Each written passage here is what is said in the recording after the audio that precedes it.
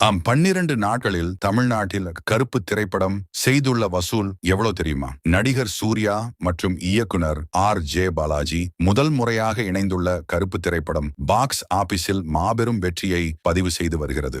ரசிகர்கள் மத்தியில் மிகப்பெரிய வரவேற்பை பெற்றுள்ள இந்த படம் சூர்யாவின் திரை வாழ்க்கையிலேயே இதுவரை எந்த படமும் எட்டாத அளவிலான வசூல் சாதனைகளை படைத்து வருவதாக கூறப்படுகிறது. திரையரங்குகளில் வெளியாகி தற்போது 12 நாட்களை கடந்துள்ள கருப்பு திரைப்படம் உலகளவில் இதுவரை 275 கோடி ரூபாய்க்கும் மேல் வசூல் செய்துள்ளதாக தகவல் வெளியாகியுள்ளது. குறிப்பாக தமிழ்நாட்டிலேயே இந்த படம் வெறும் 7 நாட்களில் 100 கோடி ரூபாயை கடந்தது பெரும் ஆச்சரியத்தை ஏற்படுத்தியது. இந்நிலையில் தற்போது வெளியாகியுள்ள புதிய தகவலின்படி தமிழ்நாட்டில் மட்டும் கருப்பு திரைப்படம் இதுவரை 140 கோடி ரூபாய்க்கும் அதிகமாக வசூல் செய்துள்ளதாக கூறப்படுகிறது.